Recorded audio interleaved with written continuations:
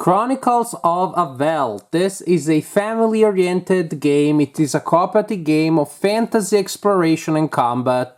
Vibes of Mage Knight Light, my first Mage Knight here. And it is a game that you can play, again, since it is cooperative, you can also play it solo. You can play it solo proper with a single hero. You can also play it multi-handed solo, and that is how I played it. I played the game with two heroes, controlling them both at the best of my possibilities, and I still enjoyed the game. I didn't play with my kids because, again, this game is really light, and it's good if you have young children. It is good if you want to introduce new players to the hobby, like really casual players who have never played Ticket to Ride or Pandemic, and say you think that an exploration game, a fantasy exploration game, will be more attractive to them than, say, Pandemic. Each player will control one or, again, multiple heroes, no law against that. Each hero will perform 2 actions per turn, and they'll go around traveling, killing monsters, trying to level up basically. And here this is represented by collecting tokens that you can then use for the final battle. At some point the turn track will reach the end. That will wake up a giant monster that will show up in that area there. At that point, most of this area will have been explored. Every tile will be turned up for the final battle when the final boss shows up. The final boss will then start moving towards the castle, and every monster on the board will also move toward the castle. If any monster enters the castle, then you lose the game. Everybody loses the game. If every monster on the board is defeated before that happens, and the final boss has available amount of life based on the number of players. If every monster, including the final boss, is defeated, then the players win the game. So those are the victory conditions. Defeat every monster on the board, you win the game, or lose the game if a monster enters the castle. But the monsters don't start moving until the final battle, that final phase of the game, which again is triggered at that point. So let's go back to the beginning. I want to give you a general sense of how it works. So each player has a character, as we were saying. Each character is represented by a board such as this one. It's pretty cute that you will place a sheet of paper there representing 1 or 2 possible configurations for the hero. Each hero has 5 life tokens represented by those hearts there. Yeah, I was trying to put it back there. Of course, I was too ambitious. That didn't work. So each hero has 5 life points represented by these nice wooden tokens. Each hero can carry up to 3 tokens on their body representing a weapon, a helmet, and a shield, and they will go in different places on top, covering different parts of the silhouette of the hero, the illustration of the hero. And yes, you know that the game is geared towards families when you can color in your own hero. So each hero can have a shield, can have a weapon, can also have a helmet, and these different tokens will come from a bag. And since they are, yes, you draw them randomly, but since they have different shapes, you're allowed, I believe, to feel them in the bag. And so, I need a helmet. I know that's the shape of the helmet, so I'm going to place them there. You also have another kind of token, the elixir, which again you can feel in the bag, and the elixirs are one-time things, and they will go there. One more thing about the tokens, they really are the heart of the game. You will kill monsters because you want to collect these tokens. When they come out of the bag, you place them with their red background face up, and that is their basic ability. Then you can use later game effects to upgrade them. So now they have a light blue background, and they have, simply put, better effects, because the other effects will allow you, say, to reroll dice against certain monsters, for example, but the upgraded effect gives you extra dice in each battle, and that is just very, very good. as opposed to these abilities here, which you can use once per battle, and you mark them with those tokens when you use them. And then you will rejuvenate your display at the end of the battle. But again, the basic effects are more limited. They target specific monsters usually, and again, they're once per battle. Now, coins, we also had those. We place them in our back then when we collect them, and that's another reward that we want to collect when we kill monsters, because we need coins to pay for certain advantages. So we start at the castle here, which is also the tower that we need to defend. And then we alternate taking turns. So each player has a turn. A turn gives you 2 actions. You can take your actions in any order. You can even repeat the same action multiple times if you so wish.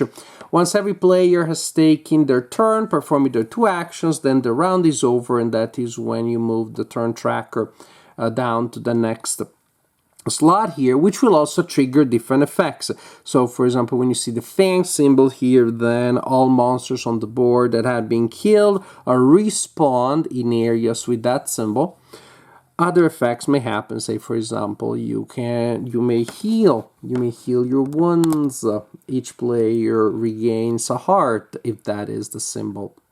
If that is the symbol that we have on the turn tracker when we place the token there. So players will alternate taking their turns. Again, each turn is 2 action. For an action, boop, you can simply move to an adjacent tile. Some tiles have a teleporting symbol there, and so if there are the tiles with a teleporting symbol there, for an action you can move from one teleporting symbol to the other, as if the tiles were adjacent. If you're spending your action to move into a tile which is still face down, well, you turn it face up, and that is when you will find more monsters, but also when you will unlock possible actions. For example, if I'm in that tile, I can spend an action to perform the action of the tile, and this tile here gives me the ability of trading or spending 3 coins in order to upgrade one of my tokens. Remember those? That's how you upgrade them, when you find that symbol there, which may also be a reward for killing some monsters. And let's look at some of the tiles so we get a sense of what the tiles can do. If I'm there and I spend an action, I can spend 3, 5, or 7 tokens to place the corresponding trap tile on a face-up tile on the board.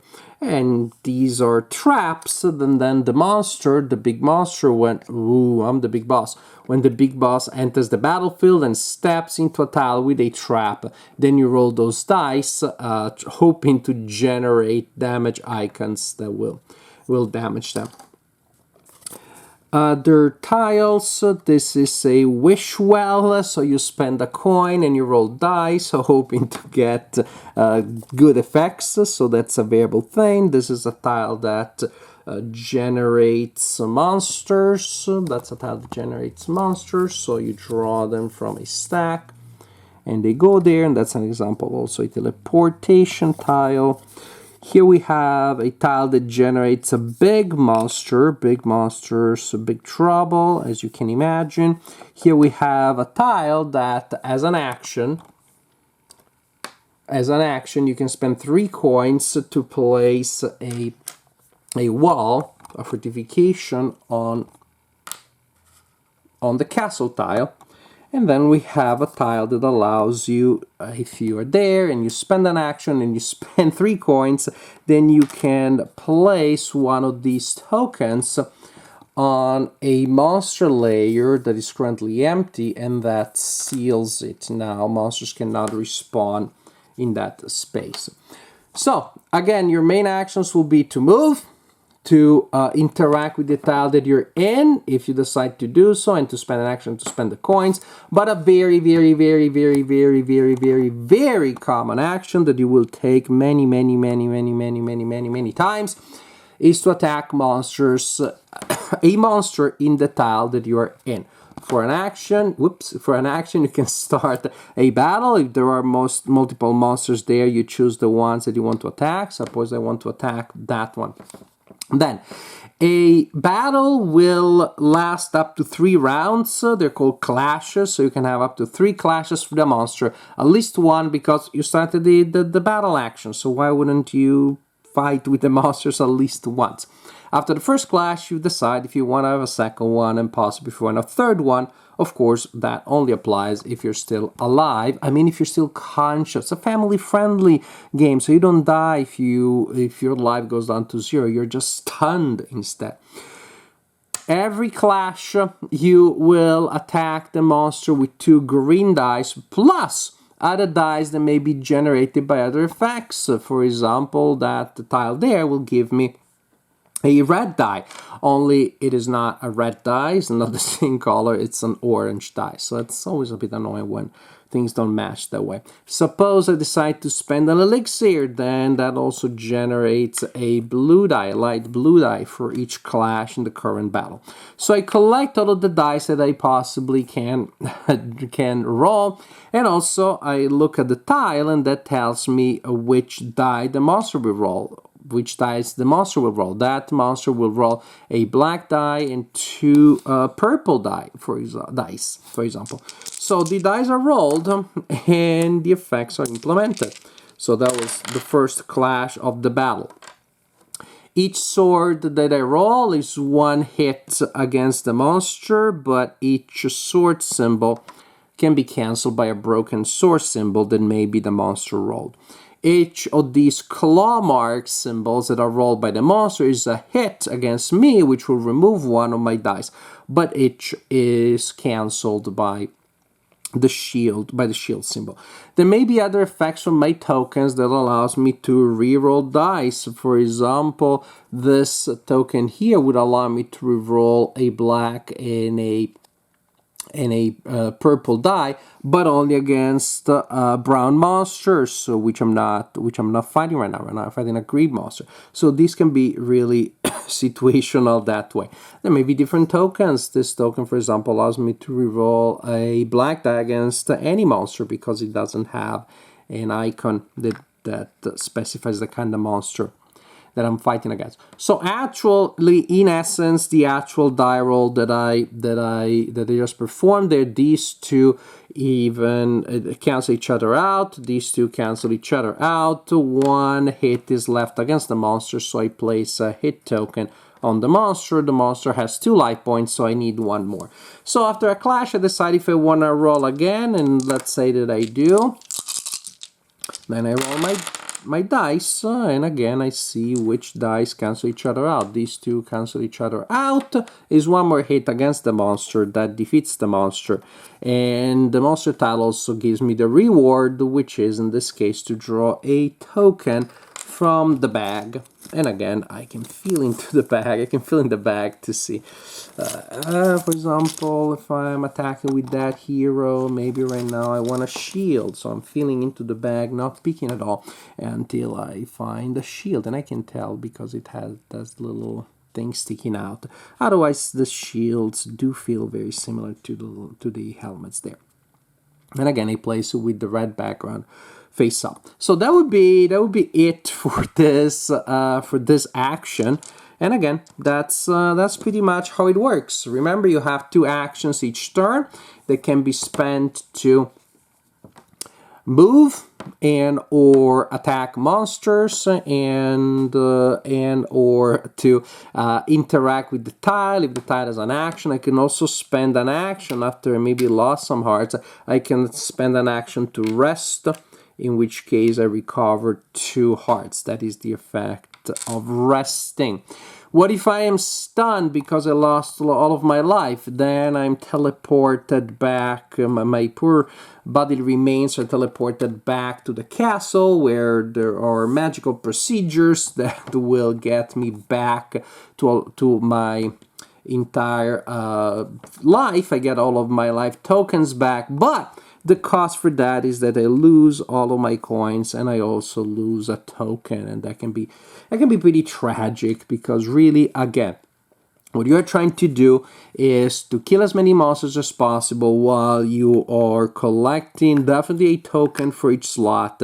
Definitely you will want to upgrade your tokens, and you will want to build walls, and you will want to seal these things, all of these things, and you will want to place traps on the board, all of these things in preparation again for the final phase, triggered when the last turn on the turn track is reached. At that point, again, remember, the big monster shows up, other monsters also show up. Booyah. This token is revealed, other monsters are placed on the board, the location is randomly determined by rolling dice, how many extra monsters enter the board is indicated here based on the number of players. Big baddie shows up. Final battle begins, where the heroes are just running around, slaughtering monsters. The monsters are approaching the board. And that's when you determine who wins and who loses. Again, the players win by defeating every monster on the board, including the boss, before any monster breaches the walls and enters the space of the castle. And this is, in essence, how you play Chronicles of Avel. Chronicles of Avel is a really good family-friendly game. Very good gateway game for people who have never played hobby games.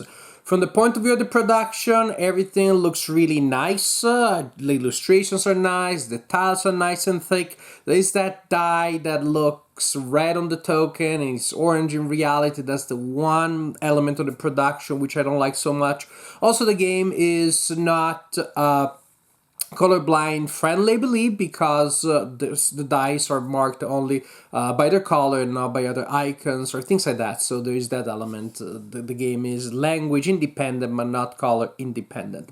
And again, for a game that is family friendly, has rules that are so simple, I think it's really remarkable. It achieves the sense of adventure, it achieves the sense of exploring, defeating monsters, and that's gonna be the biggest thing. The board is not that big, the exploration element is there, and it's fun, it's interesting to flip these tiles, but ultimately most of the boards will be known early on, especially since you know the tiles, you will know exactly when there are two tiles left, you will know exactly what they are, or one tile left, you know exactly what that is, and you may decide we don't need to go there at all, which of course, reduces the element of magic and wonder, who knows what's there. And they could have done it different with more tiles that you actually need, so every time you don't know exactly which tiles go there, but then would have messed up the general economy of the game because the economy is very tight. So exploration maybe is more cosmetic than anything, but it's still there. But what really matters is slaughtering those monsters. That is what players will be doing most of the time. That is your income. That is your source of resources, of tokens that you desperately need to defeat the final boss, of coins that you desperately need to buy fortifications and traps. That's just the way it is. So battling is going to be one of the most common actions that you're going to do, or that you will want to do very often, together with moving. If anything, I would say sometimes I wish there was a rule that said, I don't know, if you move twice, then you get an extra action, because from time to time you will get a turn in which you just move twice and that's all that you do. Or you kill a monster and then really there is nothing else to do in that tile, but also moving to another tile is not that interesting. There are times in which some turns feel a little bit anticlimactic. Now, the game moves fast enough that even if you play multiple people, your turn is like, not super exciting, and there should be stuff happening that you can look, that you can see what's happening. It can be interesting that way, and the game should come around quickly enough for you not to suffer too much from the effect of downtime. And I mentioned Mage Knight earlier. This was just the first analogy that came to mind when I saw the game, and then when I played the game, the analogy felt also stronger. And again, I would play this one before I play Mage Knight for sure. Because one problem with Mage Knight was precisely insane downtime. And the wrong kind of downtime in which I'm staring at somebody staring at the dice. There's nothing happening.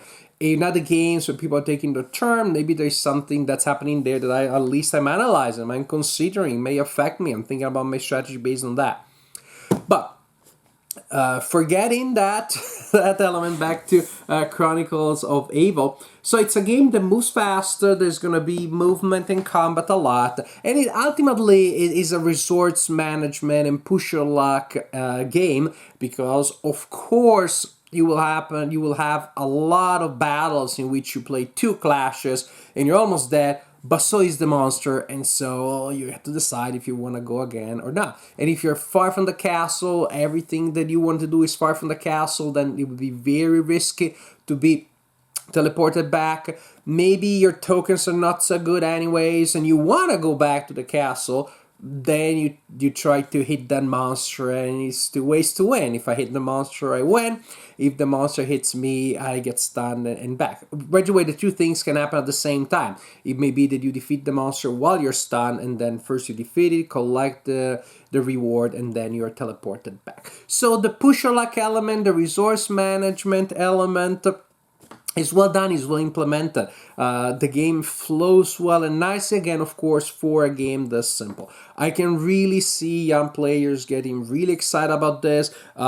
If my kids were a little younger, say when they were around between 6 and 8, I think they would have loved this game. That's really, I think, where the target is going to be. And it's good because us gamers, you and I, you watching this video, and we need to make sure that we're training the new generation. We need to make sure that these gaming natives, they're born in an environment, in this renaissance of gaming that we have experienced as adults. They're born in it. They don't know how good they have it, but we want to make sure that they do have it good, that they're exposed to games that show you the principles of the renaissance of gaming: agency, decisions, actions, different things you can do every time. We grew up with games where you roll the die and you saw what happens. Here we have children that will grow up with games where you have two actions which you can use in any order you want. You can use them. You can repeat the same action: move, explore, rest, interact with a tile, different tiles. That's the kind of stuff good modern gaming is made of: choices, decisions, and very often an interesting theme. So this is a great game to train the new generations. I'm definitely going to recommend Chronicles of Avel, especially for families, for people who want to play a simple yet engaging yet well designed fantasy board game with their children.